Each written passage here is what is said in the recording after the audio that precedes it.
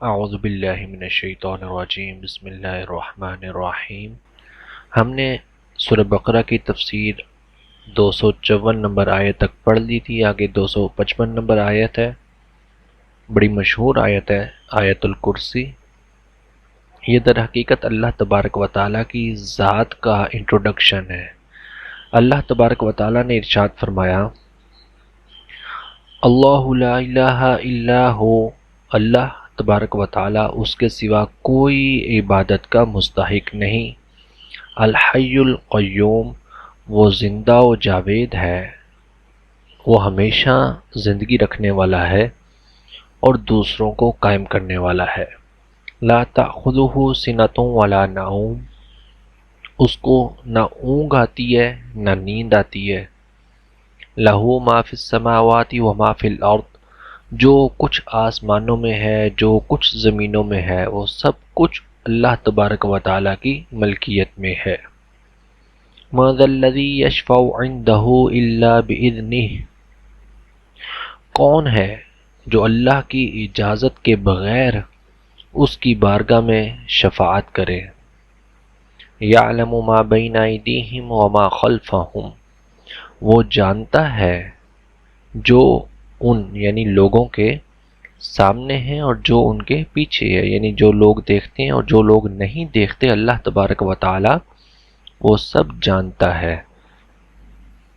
وَلَا يُحِيطُونَ بِشَيْءٍ مِّنْ عِلْمِهِ إِلَّا بِمَا شَاءَ، اور اس کے علم میں سے وہ لوگ کسی چیز کو حاصل نہیں کر سکتے مگر جتنا اللہ تبارک و تعالی چاہے۔ کسی شخص کو کوئی علم نہیں مل سکتا جب تک اللہ تبارک و تعالی نہ چاہے۔ وَسِعَ كُرْسِيُّهُ السَّمَاوَاتِ وَالْأَرْضِ، اس کی کرسی یعنی اس کی حکومت آسمانوں اور زمینوں کو محیط ہے، ان کا احاطہ کیے ہوئے ہے۔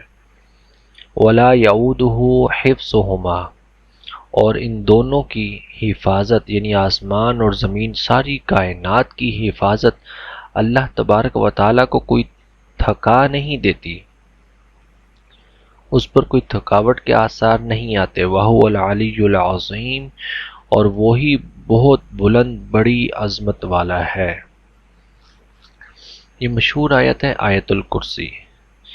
اللہ تبارک و تعالیٰ نے اس آیت کے اندر اپنا جو ہے یوں کہہ لیں کہ تعارف کروایا، اپنا انٹروڈکشن کروایا۔ قرآن مجید کا اسلوب ہے کہ توحید، رسالت، آخرت سے متعلق عقائد، مختلف احکام شرعیہ، اللہ تبارک و تعالیٰ ان کو جو ہے نا وہ بار بار دہراتے ہیں۔ عقائد کا ذکر بار بار آتا ہے، احکام کا ذکر بار بار آتا ہے، تاکہ لوگ ان چیزوں کو اتنا ذہن نشین کر لیں کہ پھر ان کی نافرمانی نہ کریں، ان کے خلاف عمل نہ کریں، ان کے خلاف کوئی کام نہ کریں۔ اب آیت الکرسی سے پچھلی جو آیات ہیں ان کے اندر بھی اللہ تبارک و تعالیٰ نے انہی چیزوں کا ذکر فرمایا تھا کہ نجات کا مدار جو ہے، انسان کی جو ایک بخشش ہے یا نجات ہے، وہ انسان کے نیک اعمال پر ہے۔ قیامت کے دن کسی شخص کا مال، اس کی کوئی دوستی، اس کی کوئی سفارش، وہ کوئی کام نہیں آئے گی۔ اللہ تبارک و تعالیٰ کے سامنے کوئی سفارش نہیں کرے گا، نہ کوئی سفارش کر سکتا ہے، جیسا کہ ابھی ہم نے آیت الکرسی میں پڑھا، سوائے یہ کہ جس کو اللہ تبارک و تعالیٰ اجازت دے دے۔ اس کی ہم ابھی آگے تفسیر بھی پڑھتے ہیں، ابھی ہم نے آیت الکرسی میں یہ چیز پڑھی۔ اللہ تبارک و تعالیٰ کی ذات اور اس کی صفات، ان کو ایک یوں کہنے کہ ایک جامع آیت وہ آیت الکرسی ہے۔ ہم اس کے الفاظ کے معنی پڑھتے ہیں، پھر اس کے بارے میں فضائل اور احادیث وغیرہ دیکھتے ہیں۔ آیت الکرسی میں اللہ تبارک و تعالیٰ نے جو پہلا کلمہ استعمال فرمایا، بیان فرمایا، وہ اللہ تبارک و تعالیٰ کا اسم گرامی۔ یہ اللہ تبارک و تعالیٰ کا ذاتی اسم ہے، اس کا معنی ہے وہ ذات جو واجب الوجود، یعنی کہ جو ہمیشہ سے ہے، ایسی ذات جس میں تمام صفات کامل ترین ہیں، وہ تمام نقائص سے، یعنی اس میں کوئی خامی نہیں ہے، کوئی کمی نہیں ہے، اور وہ عبادت کے مستحق ہے۔ یہ اللہ تبارک و تعالیٰ کے اسم کا، اللہ تبارک و تعالیٰ کے نام کا معنی ہے۔ واجب الوجود سے مراد یعنی کہ جس کا موجود ہونا، جس کا وجود پایا جانا، جس کا ایک وجود رکھنا، یہ ہمیشہ سے ہے، جو قدیم بالذات ہے، اپنی ذات کے اعتبار سے وہ ہمیشہ سے ہے، اس کی کوئی ابتدا نہیں ہے، کوئی سٹارٹنگ پوائنٹ نہیں ہے۔ سٹارٹنگ پوائنٹ جب ہم کہتے ہیں نا کہ وہ کب سے ہے، یا اللہ تبارک و تعالیٰ کے بارے میں کوئی اس طرح کا سوال کرنا کہ اللہ کب سے ہے، یہ سوال اللہ تبارک و تعالیٰ کے نام مبارک کے ہی خلاف ہے۔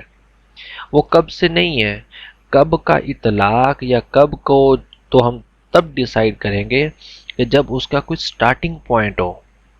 اس سٹارٹنگ پوائنٹ تب ہوگا کہ جب ٹائم پایا جائے، جب وقت پایا جائے۔ اور اللہ تبارک و تعالیٰ کی ذات تو خود ٹائم کی جو ایک ڈائمنشن ہے، جو ایک وقت ہے، اللہ تبارک و تعالیٰ اس کا خالق ہے۔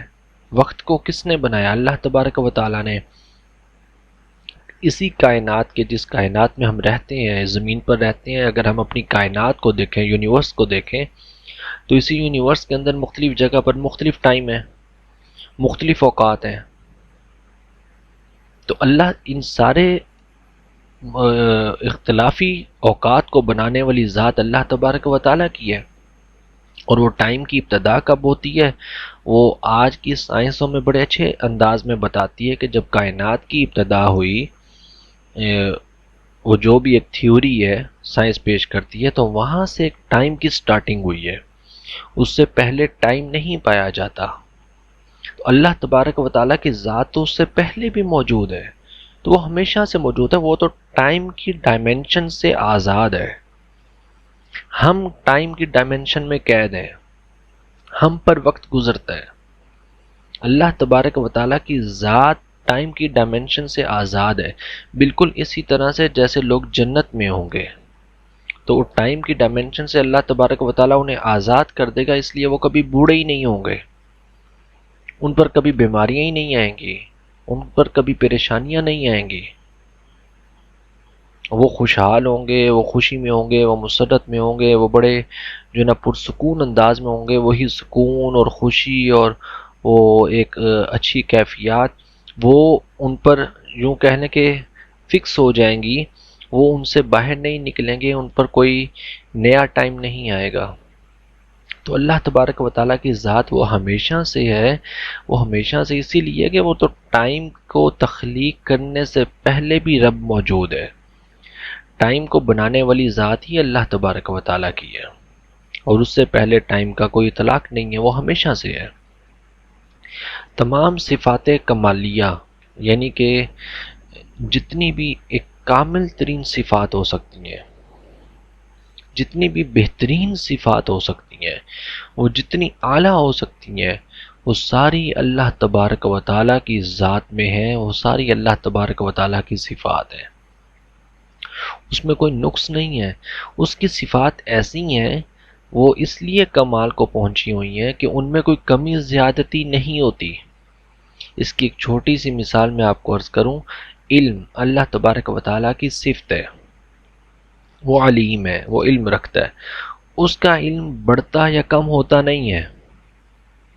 ہم یہ نہیں کہہ سکتے کہ اللہ کے علم میں اضافہ ہوتا ہے، معاذ اللہ، اللہ کے علم میں اضافہ ہوتا ہے، اگر یہ بات کہیں گے تو انسان مسلمان ہی نہیں رہے گا، کیونکہ اضافہ اس چیز میں ہوتا ہے جس چیز میں پہلے کمی پائی جائے۔ تو اللہ کے علم میں تو پہلے کمی ہے ہی نہیں، تو اضافہ کہاں سے ہوگا؟ تو اس کی تو ہر صفت جو ہے وہ ہمیشہ سے اپنے کمال پر ہے کہ اس میں کوئی کمی نہیں ہے، تو زیادتی کا تصور ہی نہیں ہے۔ ایسا نہیں ہے کہ اس کی صفات جو ہیں وہ پہلے نہیں جانتا معاذ اللہ، پھر وہ کبھی جان لیتا ہے، یا پہلے اسے خود ہم کہیں کہ معاذ اللہ ثم معاذ اللہ اسے علم نہیں تھا، بعد میں علم ہوا، ایسا نہیں ہے۔ اس کی صفات ہمیشہ سے اپنے کمال پر ہیں، چاہے انسان تھے یا نہیں ہے، کائنات بنی تھی یا نہیں بنی تھی، ختم ہو جائے گی، نہ جانے کیا کچھ ہوگا، اللہ تبارک و تعالیٰ کی ذات کی جو صفات ہیں وہ ہمیشہ سے ہیں اور وہ مکمل ترین ہیں۔ اس کائنات کے نقطۂ آغاز سے پہلے، اربوں خربوں سال پہلے، جب ابھی اللہ تبارک و تعالیٰ نے ٹائم کی ڈائمنشن بھی نہیں بنائی تھی، جب ابھی اللہ تبارک و تعالیٰ نے حضرت آدم علیہ السلام کو بھی نہیں بنایا تھا، یہ زمین، سورج، کائنات، یہ ملکی ویز، گلیکسیز کچھ بھی نہیں بنا تھا، ان ساری کائنات سے پہلے بھی اللہ تبارک و تعالیٰ کے علم میں یہ بات موجود تھی کہ کب کہاں ایک زمین ہوگی، اس کے اندر لوگ رہیں گے، وہاں پر ایک درخت کا پتا ہوگا، وہ اڑے گا، کہاں جا کر گرے گا، فنا ہوگا، باقی رہے گا۔ وہ ایک جو علم ہے ہر ذرے کے بارے میں، وہ اللہ تبارک و تعالیٰ کی ذات کو ہمیشہ سے اس کے علم میں تھا۔ تو اس کا علم، یا یوں یہ میں نے ایک مثال دی ہے آپ کو اللہ تبارک و تعالیٰ کی صفات کی، کہ اس کی صفات کامل ترین ہے، وہ ہمیشہ سے دیکھ رہا ہے، وہ ہمیشہ سے سن رہا ہے، وہ ہمیشہ سے علم والا ہے، اس کی صفات میں کوئی کمی نہیں ہے، کوئی نقص نہیں ہے، اور اللہ کی ذات ہی عبادت کی مستحق ہے۔ اللہ کے علاوہ کسی کی عبادت نہیں کی جا سکتی، نبی کریم علیہ السلام کی، کسی انبیاء کی، یا فرشتے کی، بزرگوں کی، کسی کی عبادت نہیں کی جا سکتی۔ جب ہم کہیں گے کہ یہ چیز عبادت ہے تو وہ عبادت صرف اور صرف اللہ کی ذات کے لیے ہے۔ اللہ کے علاوہ کسی اور کے لیے عبادت کریں گے تو یہ کھلا شرک ہے۔ لا الہ الا اللہ، کوئی معبود نہیں ہے، کوئی عبادت کے لائق ہی نہیں ہے سوائے اللہ کے، کوئی اس قابل نہیں ہے کہ اس کی عبادت کی جائے سوائے اللہ کے۔ تو یہ تو ہے اللہ تبارک و تعالیٰ کے نام گرامی کا، اللہ تبارک و تعالیٰ کے اسم کا معنی۔ دوسرا لفظ جو آیت الکرسی میں آیا وہ ہے الحی، جو ہمیشہ سے از خود زندہ ہے۔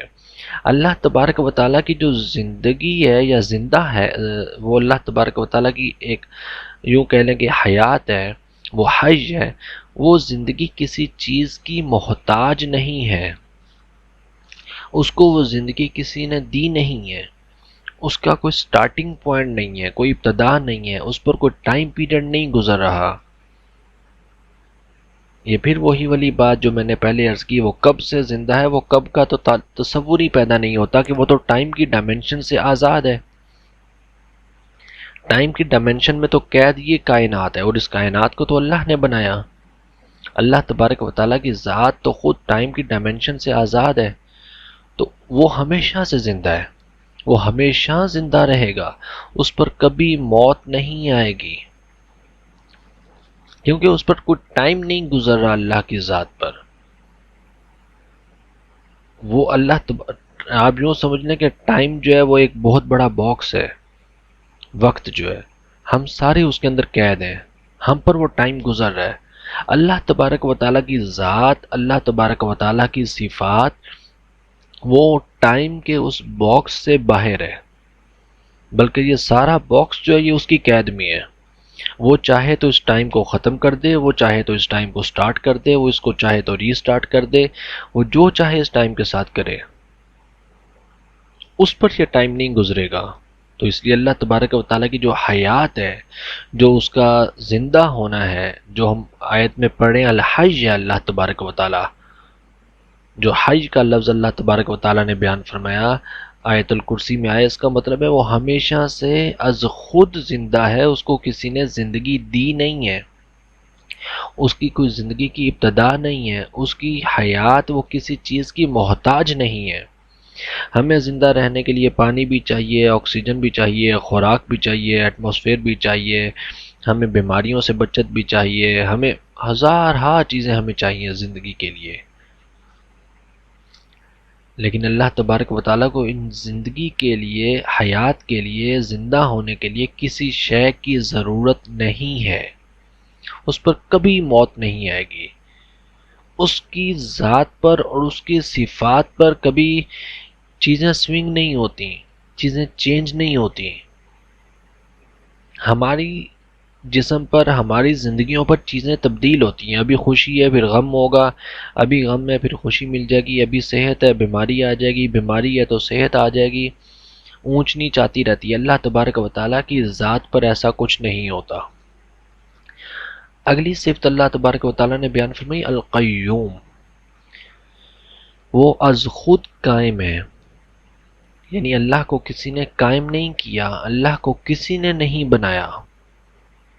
کیونکہ بنایا ہوتا تو پھر کوئی ٹائم پیریڈ ہوتا، تو وہ تو ٹائم سے آزاد ہے، تو اس کو کسی نے نہیں بنایا. کوئی اللہ سے بڑا نہیں ہے، اللہ کی ذات سے زیادہ پاورفل نہیں ہے. اور اللہ تبارک و تعالیٰ دوسروں کو قائم کرنے والا ہے.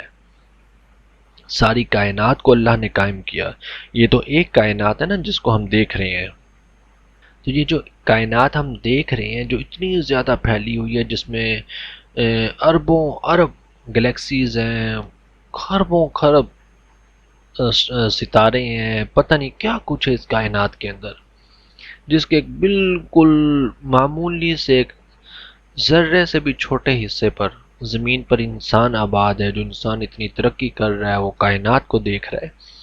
تو یہ تو ایک عالم ہے اس کا، اور وہ رب العالمین ہے، تو وہ ہر شے کو قائم کرنے والا ہے. وہ جو چاہتا ہے وہ قائم کرتا ہے. ہر چیز کا نظام، اس کی تدبیر اللہ تبارک و تعالی بناتا ہے. وَمِنْ آیَاتِهِ أَن تَقُومَ السَّمَاءُ وَالْأَرْضُ بِأَمْرِهِ. سورہ روم کے اندر اللہ تبارک و تعالی نے ارشاد فرمایا کہ اللہ کی نشانیوں میں سے یہ چیز ہے کہ آسمان اور زمین اللہ کے حکم سے قائم ہے. کوئی چیز اللہ کے حکم سے ہٹتی نہیں ہے. جو کچھ بھی ہے وہ اللہ کے حکم سے قائم ہے. وہ جب کن فرما دیتا ہے تو پھر وہ فیکون وہ ہو جاتا ہے. اس کے بعد اللہ تبارک و تعالیٰ نے ارشاد فرمایا لا تأخذہ سنۃ ولا نوم، کہ اللہ تبارک و تعالیٰ کی ذات پر، اللہ تبارک و تعالیٰ پر کوئی اونگ اور نیند نہیں آتی. اونگ کہتے ہیں ہلکی سی نیند کو، تھکاوٹ کی وجہ سے، سستی کی وجہ سے، غفلت کی وجہ سے انسان جو ہوتا ہے نا وہ تھوڑا تھوڑا نیند میں ہوتا ہے، ایک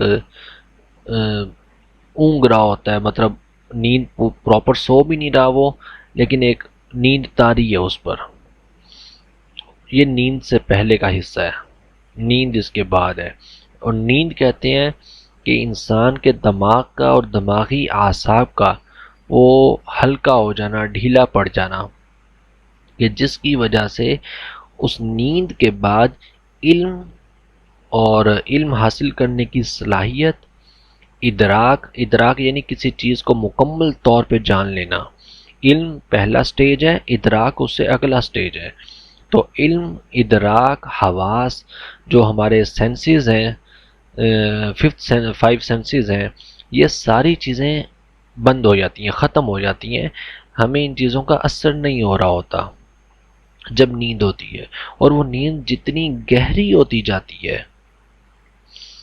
اتنا ہی انسان ان چیزوں سے دور ہو جاتا ہے. یعنی اسے علم نہیں ہوتا کہ اس کے ارد گرد کیا ہو رہا ہے، اسے کسی چیز کے مکمل معلومات نہیں مل رہی ہوتی، اس کے حواس کام نہیں کر رہے ہوتے.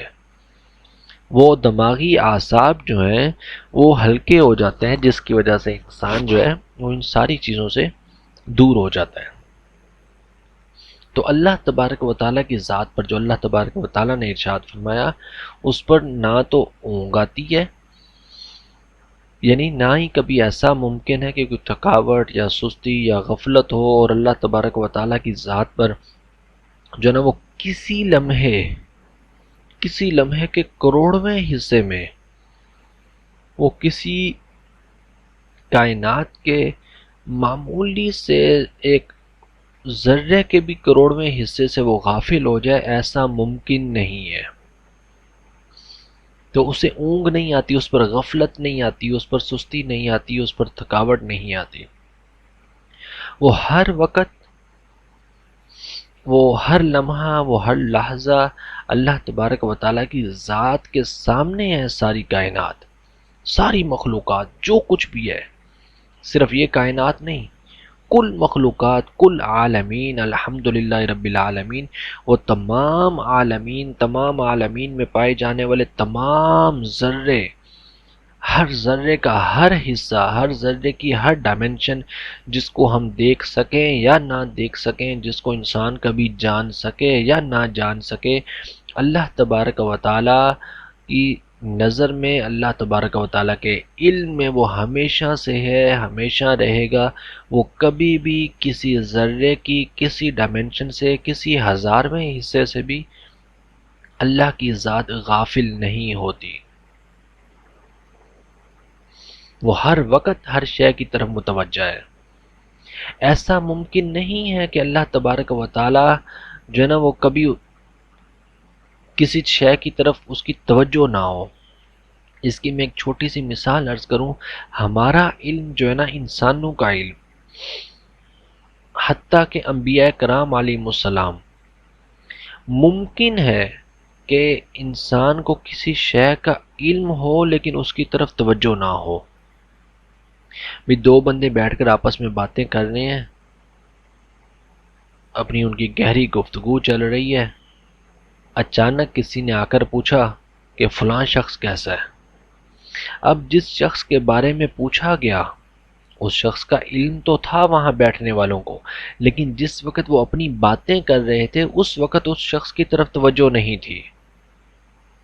تو اللہ کی ذات کے ساتھ ایسا معاملہ نہیں ہے، اس پر کوئی ایسی تھکاوٹ، سستی یا غفلت نہیں آتی کہ وہ اگر مطلب کائنات پر اس کی نظر ہے، یا اللہ تبارک و تعالی وہی نازل فرما رہے ہیں، یا کوئی اور مطلب ایسا فعل جو قرآن پاک میں جیسے اللہ تبارک و تعالی نے بیان فرمائے، جب بھی ہم نے آیت پڑھی ان تقوم السماء والارض، وہ آسمانوں اور زمین کو قائم کرنے والا ہے، تو وہ کوئی کام فرما رہا ہے، تو ایسا نہیں ہے کہ کوئی شے کسی لمحے میں وہ اللہ کے علم سے وہ آزاد ہو جائے، یہ ممکن نہیں ہے۔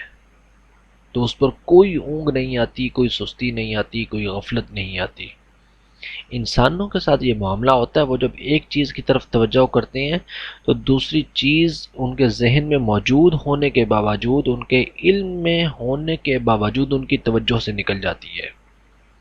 اللہ تبارک و تعالیٰ ایک چیز پر توجہ فرماتے ہیں تو ایسا نہیں ہے کہ کوئی دوسری چیز اللہ تبارک و تعالیٰ کی توجہ سے نکل جائے۔ اور نیند وہ تو ویسی جب اونگ ممکن نہیں ہے، اللہ کی ذات پر تھکاوٹ، سستی اور غفلت ہی ممکن نہیں ہے، تو نیند کا تو پھر سوال ہی پیدا نہیں ہوتا۔ اس پر تو وہ یوں کہہ لیں کہ ویسی بات ہی ختم ہو جاتی ہے۔ اور اللہ تبارک، اور ایک اور نیند نہ آنے کی وجہ اللہ تبارک و تعالیٰ کی ذات پر وہ یہ کہ اللہ تبارک و تعالیٰ حواس پر قید نہیں ہے۔ ہم انسان جو ہیں، ہماری زندگیاں جو ہیں یہ حواس کے ساتھ قید ہیں، سینسز کے ساتھ قید ہیں، دماغ کے ساتھ قید ہے۔ اللہ تبارک و تعالیٰ دماغ کے محتاج نہیں ہے۔ اللہ تبارک و تعالیٰ کی جو ذات ہے وہ علم کے لیے یا کسی چیز کی مکمل تحقیق جاننے کے لیے وہ دماغ کی محتاج نہیں ہے۔ ہمیں علم کے لیے دماغ کی ضرورت ہے، بلکہ یہ جو دماغ ہیں یا سینسز ہیں یا یہ باقی چیزیں، یہ جو فزیکل شیپس ہیں، اللہ تبارک و تعالیٰ تو ان سے آزاد ہیں۔ کوئی فزیکل شیپ اللہ تبارک و تعالیٰ کی ذات کا حصہ نہیں ہے۔ فزیکل شیپ جو ہوتی ہے، ہاتھ ہیں یا پاؤں ہیں یا سر ہے یا آنکھیں ہیں یا کان ہیں، ان کی کوئی نہ کوئی جسامت جو بھی ہوگی، جو فزیکل شیپ ہوگی، اس کی کوئی نہ کوئی حد ہوگی۔ اللہ تبارک و تعالیٰ کی ذات وہ حد سے یا لیمیٹیشن سے آزاد ہے۔ اسی لیے عام طور پہ ہمیں سمجھانے کے لیے کہا جاتا ہے کہ اللہ تبارک و تعالیٰ کیا ہے، وہ نور ہے، کیونکہ نور کی کوئی ہم یوں نہیں کہہ سکتے کہ وہ کوئی اس کی فزیکل شیپ ہے، ہم اس کو پکڑ نہیں سکتے ہیں۔ تو اللہ تبارک و تعالیٰ کی ذات چونکہ دماغ کی ایک فزیکل شیپ سے اور حواس کی فزیکل شیپ سے آزاد ہے، اس لیے اللہ تبارک و تعالیٰ پر نہ اونگ آتی ہے نہ نیند آتی ہے۔ اور کوئی چیز پوری مخلوقات میں، کل مخلوقات میں، چاہے وہ اس کائنات کے اندر ہو یا کسی اور کائنات کے اندر ہو، اس عالم کے اندر ہو یا کسی اور عالم کے اندر ہو، کسی لمحے بھی کوئی ذرہ بھی اللہ تبارک و تعالیٰ کے علم سے باہر نہیں ہے اور اللہ تبارک و تعالیٰ کی توجہ سے باہر نہیں ہے۔ ہر لمحے کسی بھی کائنات میں جو بھی تبدیلی ہو رہی ہے، جو تغیر واقع ہو رہا ہے، جو تبدیلیاں رونما ہو رہی ہیں، ایک ذرے سے لے کے بڑی سے بڑی چیز تک، وہ اللہ تبارک و تعالیٰ کے علم اور اللہ تبارک و تعالیٰ کی توجہ سے ہی ہو رہا ہوتا ہے۔ اس کے بعد اللہ تبارک و تعالیٰ نے آگے ارشاد فرمایا، لَہُ مَا فِی السَّمَاوَاتِ وَمَا فِی الْأَرْضِ، جو کچھ زمینوں میں ہے، جو کچھ آسمانوں میں ہے، ہر چیز اللہ تبارک و تعالیٰ کی ملکیت ہے۔ آسان الفاظ میں کہہ دیں کہ جو کچھ مخلوقات میں ہے، جو اللہ کی ذات اور صفات کے علاوہ ہے، جو کچھ بھی ہے، وہ سب اللہ تبارک و تعالیٰ کی ملکیت میں ہے، اسی کی قدرت میں ہے، اسی کی مرضی کے تابع ہے۔ وہ جس کے ساتھ جو چاہے کرے، وہ جب چاہا اس نے کائنات بنا دی، وہ جب چاہے گا اس کو ختم کر دے گا، فنا کر دے گا، اور پھر اعلان ہوگا کل من علیہا فان، ہر شے فنا ہو جائے گی سوائے اللہ تبارک و تعالیٰ کی ذات اور صفات کے۔ تو ہر چیز اللہ تبارک و تعالیٰ کے تابع ہے، اللہ تبارک و تعالیٰ کی ملکیت میں ہے، اللہ تبارک و تعالیٰ کی قدرت اور اس کی مشیت اور اس کی مرضی کے تحت ہے۔ اس کے بعد اللہ تبارک و تعالیٰ نے ارشاد فرمایا ایک بڑا اہم مسئلہ جس کو سمجھنا بھی ضروری ہے۔ اللہ تبارک و تعالیٰ نے ارشاد فرمایا، مَا ذَا الَّذِي يَشْفَعُ عِندَهُ إِلَّا بِإِذْنِهِ۔ جب پچھلی آیت کے اس پچھلے حصے میں اگر ہم دیکھیں تو اس میں اللہ تبارک و تعالیٰ نے اپنا تعارف کروایا کہ اللہ ایسا ہے، وہ ایسا ہے، وہ ہمیشہ سے ہے، وہ قائم کرنے والا ہے، اس پر نہ نیند آتی ہے نہ اونگ آتی ہے، وہ آسمانوں اور زمینوں کا مالک ہے۔ لیکن آیت کے اس حصے میں آ کے جو بھی ہم پڑھنے لگے ہیں، یہاں پر اس نے یہ نہیں فرمایا کہ میرے علاوہ کوئی شفاعت کرنے والا نہیں ہے، بلکہ اس نے فرمایا مَا ذَا الَّذِي يَشْفَعُ عِندَهُ إِلَّا بِإِذْنِهِ، کون ہے کسی میں ہمت جو اللہ کی اجازت کے بغیر شفاعت کرے، جو اللہ کے سامنے شفاعت کرے اللہ کی مرضی کے بغیر؟ ہے کوئی؟ کون ہے؟ کوئی نہیں ہے۔ اللہ کی عظمت، اس کی جلالت، اس کی کبریائی، اس کے اللہ اکبر ہونے کا مطلب یہ ہے کہ اس کی اجازت کے بغیر کوئی شخص اللہ تبارک و تعالیٰ کے سامنے قیامت کے دن شفاعت نہیں کر سکے گا۔ اب جب ہم پڑھتے ہیں، کئی بار ہم نے آیات میں پڑھا، احادیث میں پڑھا کہ نبی کریم علیہ السلام شفاعت کریں گے، قرآن پاک شفاعت کرے گا، حافظ جو ہوگا وہ شفاعت کرے گا، اتنے لوگوں کو جنت میں لے کر جائے گا، شہید جو ہوں گے وہ شفاعت کریں گے، تو وہ کیسے کریں گے؟ ہوگا ایسا کہ حشر کے دن تمام انبیاء، رسول، اولیاء، علماء، شہداء، نیک لوگ اللہ کے جلال کے سامنے سہمے ہوئے ہوں گے۔ اتنی ہمت کس میں ہے کہ جو اللہ تبارک و تعالیٰ کے سامنے سر اٹھائے، بولنے کی ہمت رکھے۔ دیکھیں نا، رب چاہے تو کسی کے اعمال ویسے ہی تباہ کر دے، نہیں قبول کرتا، کیا کر لیں گے لوگ؟ بندے نے نماز پڑھی، رب کہہ دے میں قبول نہیں کرتا، کیا کر لے گا بندہ؟ تو وہ تو اللہ کی مرضی ہے، اللہ کی مشیت ہے، اللہ کی منشا ہے، تو اللہ کے سامنے کس کی چلے گی؟ پھر کیا ہوگا کہ نبی کریم علیہ الصلوۃ والسلام اللہ کی ہی اجازت سے، اللہ کے ہی حکم سے، اللہ کی مرضی سے اللہ تعالیٰ کی بارگاہ میں سجدہ کریں گے۔ اللہ تبارک و تعالیٰ فرمایا گیا ہے کہ اے محمد اپنا سر اٹھائیے۔ یہ حدیث بڑی تفصیل سے ہم نے پہلے بھی پڑھی ہے، اور رفع بعضهم درجات والی جو آیت آئی تھی اس کی تفسیر میں ہم نے یہ چیز پڑھی تھی۔ تو بہرحال نبی کریم علیہ السلام سجدہ کریں گے، اللہ تبارک و تعالیٰ فرمائیں گے کہ اپنا سر اٹھائیے، آپ کہیے آپ کی بات سنی جائے گی، آپ شفاعت کیجئے شفاعت قبول کی جائے گی۔ اب یعنی کہ اللہ تبارک و تعالیٰ اجازت دیں گے، اللہ کی طرف سے اجازت ملے گی۔ تو فرمایا مَن ذَا الَّذِي يَشْفَعُ عِندَهُ إِلَّا بِإِذْنِهِ، اب یہاں پر اذن آ رہا ہے، پہلے کسی میں ہمت نہیں تھی شفاعت کرنے کی، نبی کریم علیہ الصلوۃ والسلام نے سجدے میں سر رکھا، اب اللہ تبارک و تعالیٰ نے اذن دے دیا، قیامت والے دن جو اللہ تبارک و تعالیٰ کی طرف سے اذن ہوگا کہ اے محمد صلی اللہ علیہ وآلہ وسلم سر اٹھائیے، آپ کہیے آپ کی بات سنی جائے گی، آپ شفاعت کیجئے شفاعت قبول کی جائے گی۔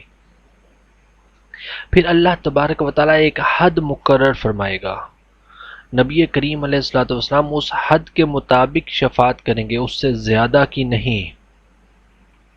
پھر اس کے بعد نبی کریم علیہ الصلوۃ والسلام کی دعا سے اور اللہ تبارک و تعالیٰ کی رحمت سے باقی انبیاء کو شفاعت کرنے کی اجازت ملے گی۔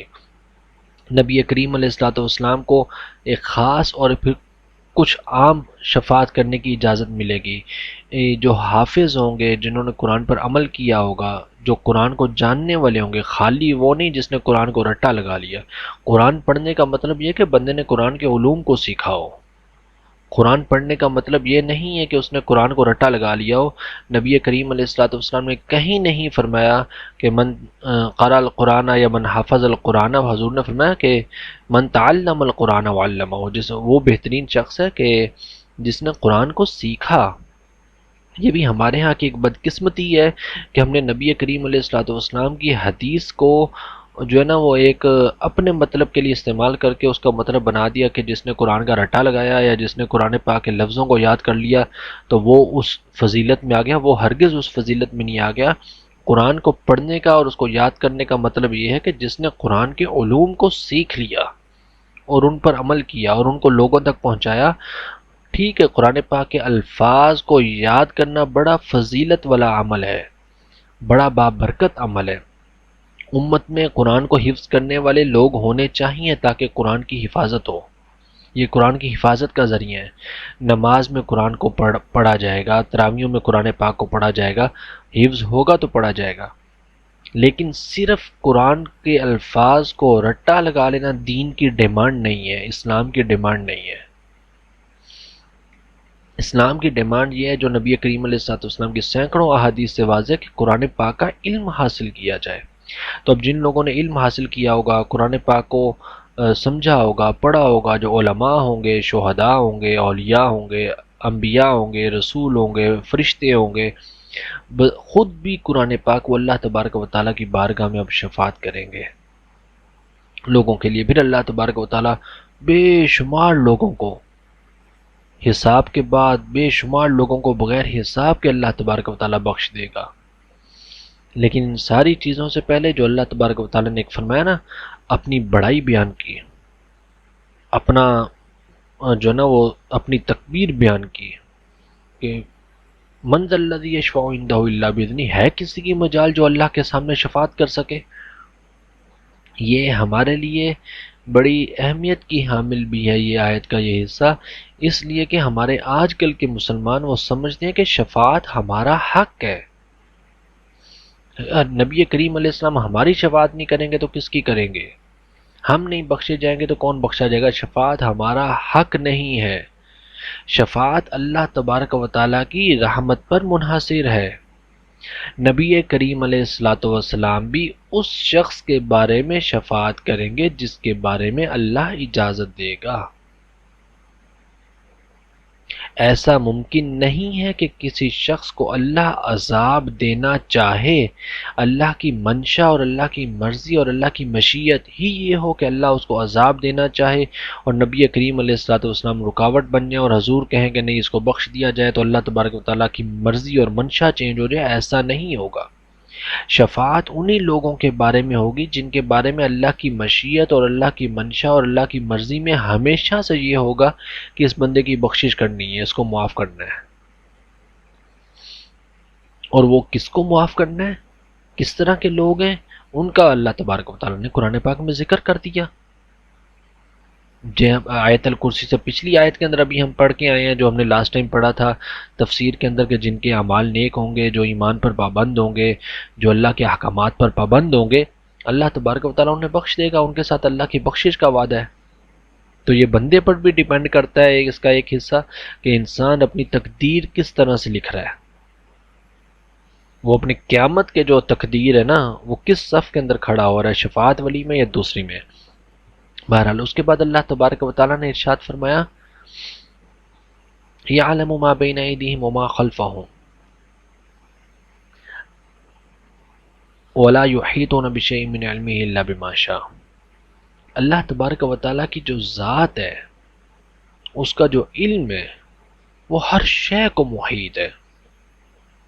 کوئی بھی اللہ کے اجازت کے بغیر کسی علم کو نہیں جانتا سوائے یہ کہ جتنا اللہ چاہے۔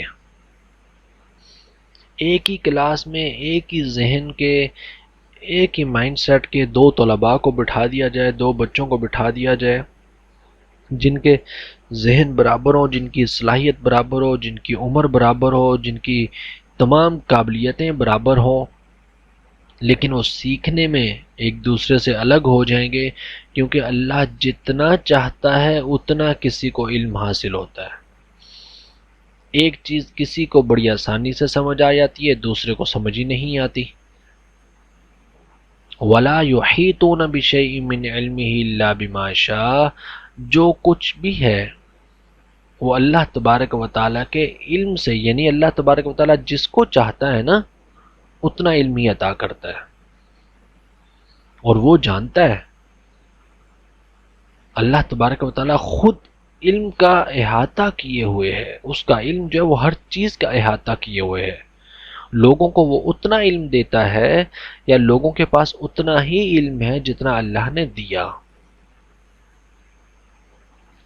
اللہ تبارک و تعالیٰ تمام کائنات کو جانتا ہے، کائنات کے ماضی کو، اس کے حال کو، اس کے مستقبل کو، دنیا کے معاملات کو، آخرت کے معاملات کو، عالم ارواح کو، عالم برزخ کو، عالم کائنات کو، عالم ارواح سے پہلے کے معاملات کو، جب اللہ نے ابھی روحیں بھی نہیں بنائی تھیں، جب اللہ تبارک و تعالیٰ نے ابھی کائنات بھی نہیں بنائی تھی، ٹائم کی ڈائمنشن بھی نہیں تھی، کیا تھا کائنات میں ہم نہیں جانتے، کیسا منظر تھا ہم نہیں جانتے، وہ سارا اللہ کے علم میں ہے۔ جب سب کچھ فنا ہو جائے گا، کل من علیہا فان، ختم ہو جائے گا، بچے گا ہی نہیں، کسی شکل میں نہیں ہوگی کوئی چیز کائنات میں۔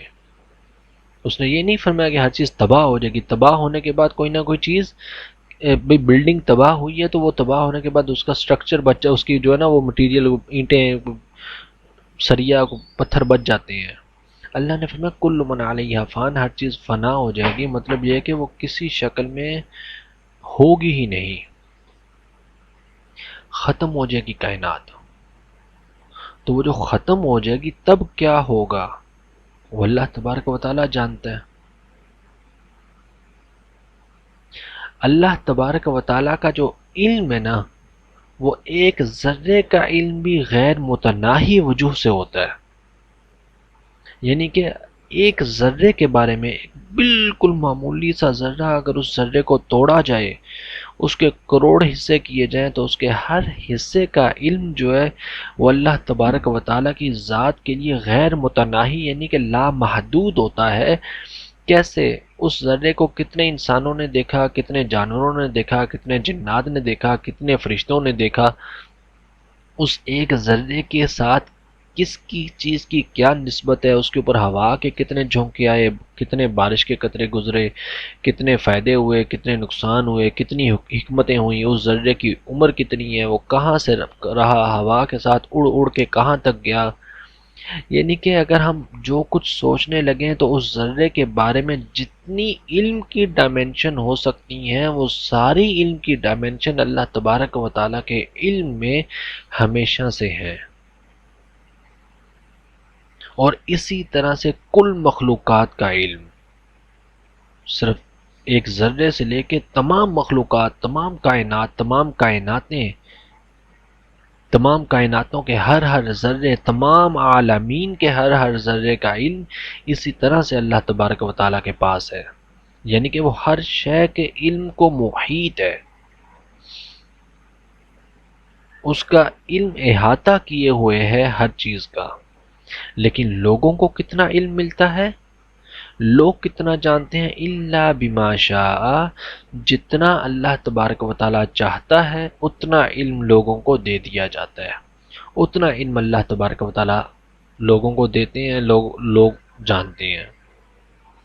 تو یعنی کہ جب اللہ تبارک و تعالی چاہے کہ کسی کو اس چیز کا علم نہ ہو تو وہ نہیں جان سکتا، جب چاہے تو وہ لوگوں کو بھلا دے، جب چاہے لوگ ان چیزوں کو یاد رکھیں، جب چاہے کوئی چیز انسان کے ذہن میں ہونے کے باوجود اس کی توجہ سے ہٹ جائے، علم بھی ہوتا ہے، ذہن میں موجود بھی ہوتی ہے، لیکن پھر ہمیں کئی دنوں کے بعد جا کے یاد آتا ہے، اوہ یہ بات تھی، یہ تو مجھے پتا تھا، یاد بھی تھا، پتہ نہیں کیسے بھول گئے۔ وہ بھولنے کی ایک جو سسٹم ہے وہ بھی اللہ تبارک و تعالیٰ کی طرف سے ہے۔ تو کس کو کتنا علم دینا ہے، کب علم دینا ہے، کیسا علم دینا ہے، وہ اللہ کی ذات کی طرف سے ہے۔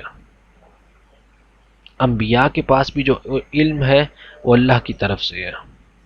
اب اللہ نے کس نبی کو کتنا علم دیا ہم نہیں جانتے۔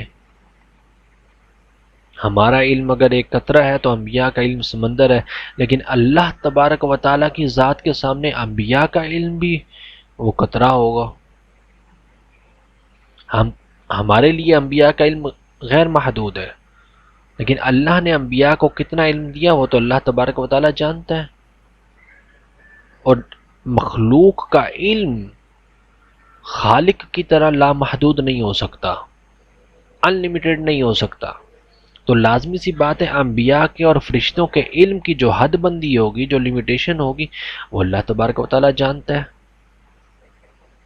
اور انبیاء کو علم بسا اوقات ایسا ہوتا ہے کہ وہ تدریجاً ہوتا ہے، بسا اوقات اللہ تبارک و تعالیٰ اپنے انبیاء کو کوئی چیز خود سے بھلا دیتے ہیں۔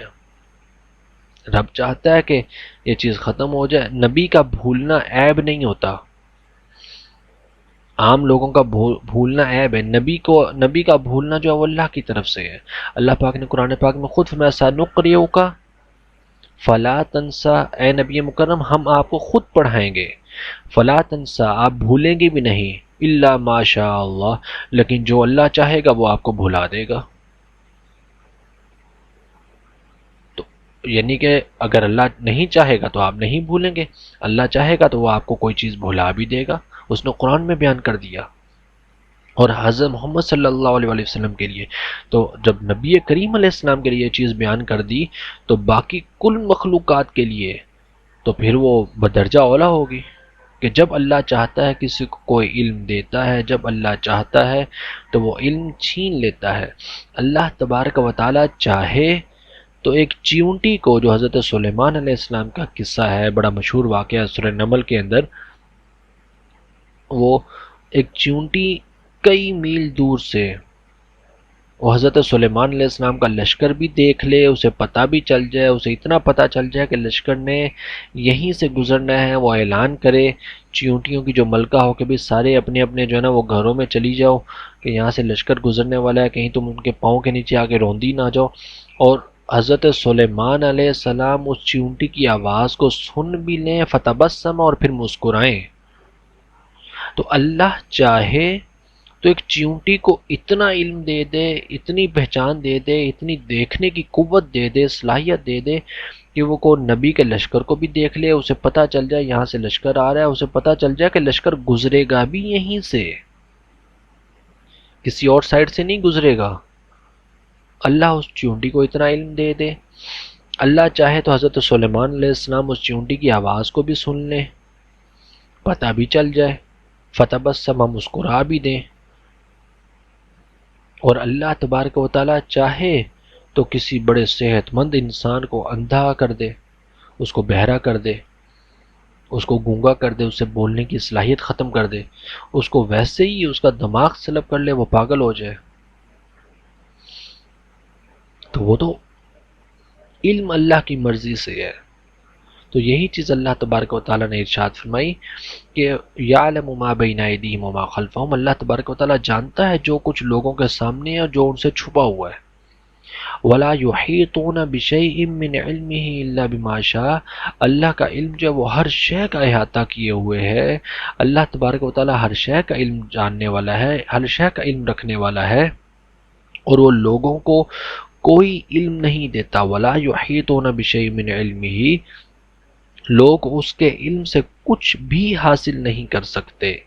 الا بما شاء، سوائے اس کے جو اللہ تبارک و تعالی خود چاہے، تو تب لوگوں کو اتنا علم ملتا ہے. ورنہ ولا یحیطون بشیء، لوگ ایڑی چوٹی کا زور لگا لیں انہیں کوئی علم حاصل نہیں ہوگا، کچھ نہیں ملے گا انہیں. الا بما شاء، لیکن جب اللہ چاہے گا تو انہیں علم مل جائے گا، اور کتنا ملے گا؟ جتنا اللہ چاہے گا. وسع کرسیہ السماوات والارض، اب آگے اللہ تبارک و تعالیٰ نے ارشاد فرمایا اللہ تبارک و تعالیٰ کی کرسی یعنی اس کی حکومت تمام آسمانوں اور زمینوں کو محیط ہے، یعنی ان کا احاطہ کیے ہوئے ہے، اس نے گھیرے میں لیا ہوا ہے. اللہ کی حکومت نے ساری کائنات کو، سارے عالمین کو. اب کرسی سے مراد کیا ہے؟ دیکھیں اللہ تبارک و تعالیٰ کا جسم نہیں ہے. جسم ہوتا تو اس کی کوئی حد بندی ہوتی ہے. اللہ تبارک و تعالیٰ کا جسم نہیں ہے، وہ جسم سے پاک ہے، وہ فزیکل شیپ سے پاک ہے. تو کرسی کا کیا مطلب ہے؟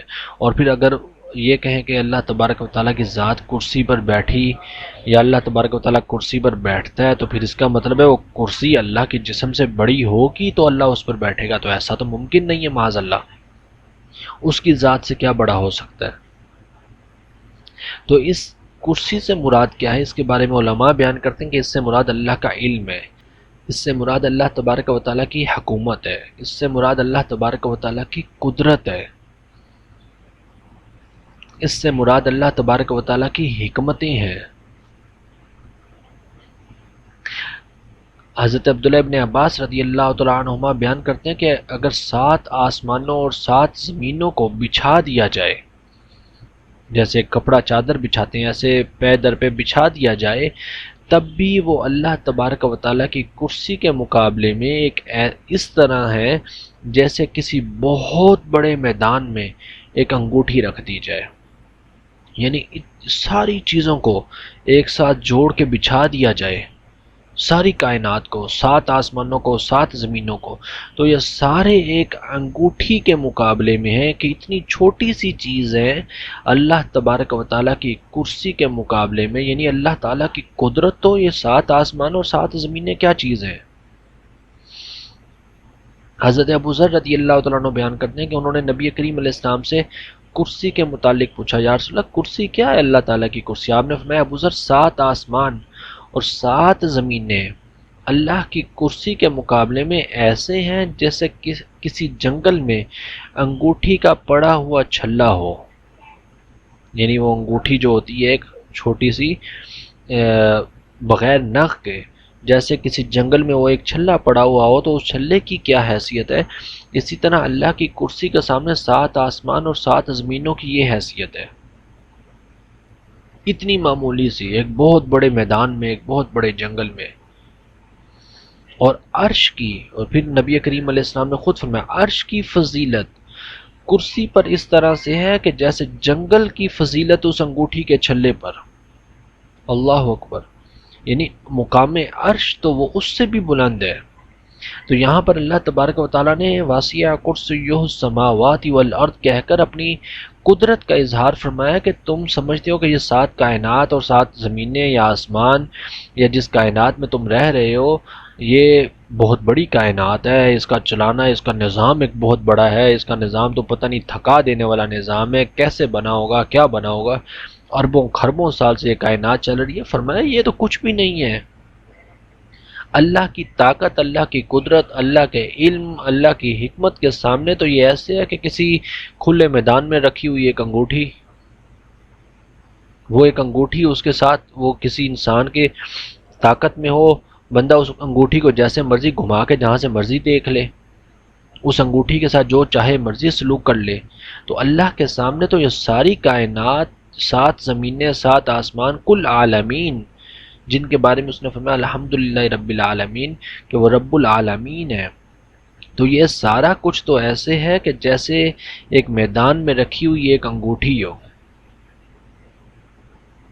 تو اس انگوٹھی کی کوئی ڈائمینشن دیکھنے والے سے، جو اس انگوٹھی کو دیکھ رہا ہوگا، وہ ڈھکی چھپی نہیں ہوگی، اور کبھی بھی یہ نہیں سوچے گا کہ یہ جو ایک بہت بڑا میدان ہے، پتہ نہیں وہ میدان بڑا ہے یا یہ انگوٹھی بڑی ہے، اس صاف نظر آ رہا ہے اس میدان کے سامنے اس انگوٹھی کی کیا حیثیت۔ تو اللہ کی طاقت، اللہ کی قدرت، اللہ کا علم یہ ایسے ہی ہے۔ تو اس لیے اس نے فرمایا واسیہ، زیادہ بڑی ہے، زیادہ وسیع ہے۔ کرسیہ السماوات والارض، اللہ کی جو کرسی ہے، اللہ کا علم، اللہ کی قدرت، اللہ کی طاقت، اللہ کی حکمت، اللہ کی بصیرت، اللہ تبارک و تعالیٰ کی منشا اور اللہ کی مرضی، وہ آسمانوں اور زمینوں کے سے زیادہ وسیع ہے۔ یہ تو اس کے سامنے کچھ بھی نہیں ہے۔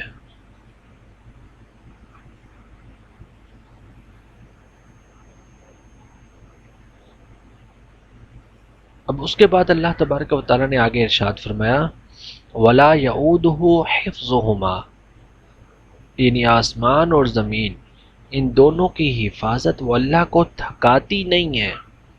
اللہ تبارک و تعالیٰ تھکتا نہیں ہے اس چیز سے۔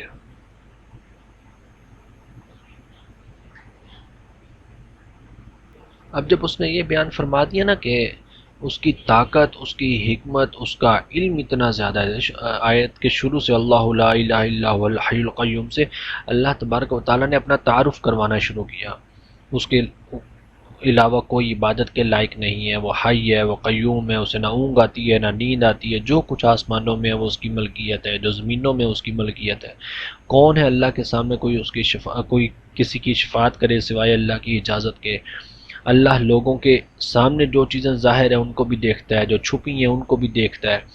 لوگ کوئی علم نہیں رکھتے سوائے اس کے کہ جو اللہ چاہتا ہے۔ اللہ کی حکومت، اس کی کرسی، اس کی طاقت، اس کا علم، اس کی حکمت، اس کی بصیرت، اس کی صفات، اس کی ذات آسمان اور زمینوں سے زیادہ وسیع ہے۔ یہ ساری چیزیں بیان کر کے فرمایا وَلَا يَعُودُهُ حِفْظُهُمَا۔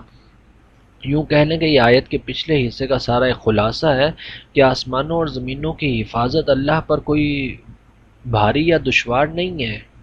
یہ چیز اللہ تعالیٰ کو تھکاتی نہیں ہے۔ یہ اللہ کے نزدیک بہت سہل اور آسان ہے۔ وہ ہر چیز کو قائم رکھنے والا ہے، وہ ہر چیز کا محافظ اور نگہبان ہے۔ وہ جو چاہتا ہے کرتا ہے، اس کا ارادہ اٹل ہے، اس کے ارادے میں تبدیلی نہیں آتی۔ وہ جس چیز کا ارادہ کر لے اس کو ضرور کرتا ہے۔ وہ ہر چیز پر غالب ہے، وہ ہر شے سے بلند ہے، وہ ہر شے سے برتر ہے، وہی سب سے عظیم ہے۔ ساری کبریائی، ساری بڑائی، ساری طاقتیں، ساری رفتیں، ساری تعریفیں، ہر چیز کا حقیقی مالک صرف اللہ تبارک و تعالی ہی ہے۔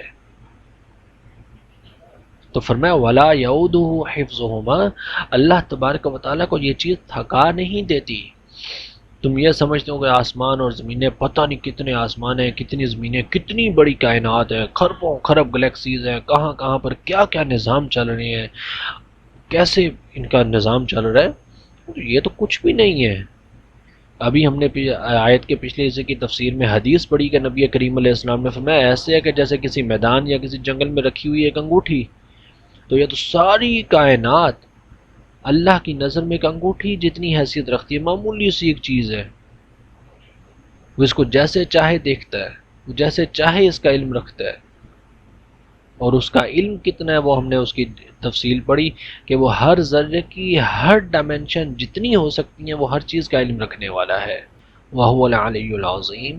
آگے اللہ تبارک و تعالیٰ نے فرمایا کہ اللہ تبارک و تعالیٰ ہی بہت بلند اور عظمتوں والا ہے، بہت بڑی کبریائی والا ہے، بہت طاقت والا ہے۔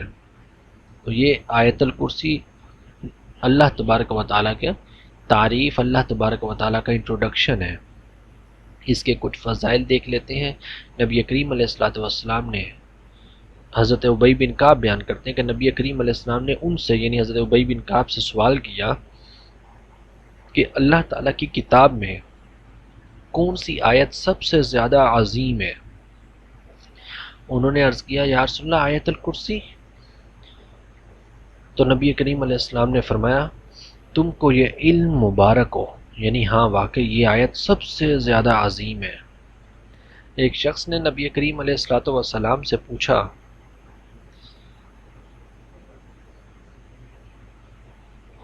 کہ قرآن مجید کی کون سی آیت سب سے عظیم ہے؟ نبی کریم علیہ السلام نے فرمایا اللہ لا الہ الا هو الحی القیوم۔ حضرت انس رضی اللہ تعالیٰ عنہ بیان کرتے ہیں کہ نبی کریم علیہ السلام نے فرمایا جس شخص نے ہر فرض نماز کے بعد آیت الکرسی کو پڑھا، اللہ تبارک و تعالیٰ اس شخص کو دوسری نماز تک اپنی حفاظت میں رکھتا ہے، اور آیت الکرسی کی حفاظت صرف نبی، صدیق یا شہید ہی کرتے ہیں۔ پھر نبی کریم علیہ السلام نے ارشاد فرمایا جو شخص ہر نماز کے بعد آیت الکرسی کو پڑھے اس کو جنت میں داخل ہونے سے موت کے علاوہ کوئی اور چیز رکاوٹ نہیں ہے، یعنی وہ جیسے مرے گا فوراً جنت میں چلا جائے گا۔ بہت فضیلتیں ہیں آیت الکرسی کی۔ اللہ تبارک و تعالیٰ کی جو ایک صفات کا ذکر ہے نا، اس میں اللہ تبارک و تعالیٰ کی انٹروڈکشن کا ذکر ہے، تو اللہ تعالیٰ کا ذکر کرنا بذات خود ایک بہت بڑی فضیلت ہے۔ تو وہ ذکر اللہ تبارک و تعالیٰ کا جو اللہ تبارک و تعالیٰ نے خود فرمایا، جو قرآن میں بیان ہوا، تو وہ ذکر تو پھر اعلیٰ ترین افضل ترین ذکر ہے۔ تو اس کی آیت الکرسی کی بے شمار فضیلتیں ہیں۔ یہ آیت الکرسی لوگوں کو بری نظر سے بچاتی ہے۔ ہم کہتے ہیں نظر بد لگی آیت الکرسی پڑھنی چاہیے، برے خواب آتے ہیں آیت الکرسی پڑھنی چاہیے، فضیلت والی چیز ہے، جنت کا سبب ہے، اللہ تبارک و تعالیٰ کے کو جاننے کا ایک ذریعہ ہے، اللہ تبارک و تعالیٰ کی معرفت کا ذریعہ ہے، اور خاص طور پہ آیت الکرسی لوگوں کے ایمان کی حفاظت کے لیے بڑی اہم ہے۔ لوگوں کا ایمان محفوظ نہیں رہے گا، بہت سارے لوگ ایسے ہیں کہ جو مرتے وقت ان کو ایمان محفوظ نہیں ہوتا، ساری زندگی مسلمان رہے ہیں لیکن مرتے دم مسلمان نہیں ہوں گے، کلمہ نصیب نہیں ہوگا۔ تو آیت الکرسی کا ورد کرنا، آیت الکرسی کو پڑھتے رہنا، یہ اس چیز کی نشانی ہے کہ اللہ تبارک و تعالیٰ اس پر کرم فرمائے گا کہ مرتے وقت کلمہ نصیب ہو جائے گا اور وہ شخص مسلمان ہی مرے گا، کیونکہ وہ ساری زندگی اللہ تبارک و تعالیٰ کا ذکر کرتا رہا، اللہ تبارک و تعالیٰ کی تعریف اور ثنا بیان کرتا رہا۔ اللہ تعالیٰ سے دعا ہے کہ اللہ تبارک و تعالیٰ ہمیں عمل کرنے کی توفیق عطا فرمائے۔ آمین۔ السلام علیکم ورحمۃ اللہ وبرکاتہ۔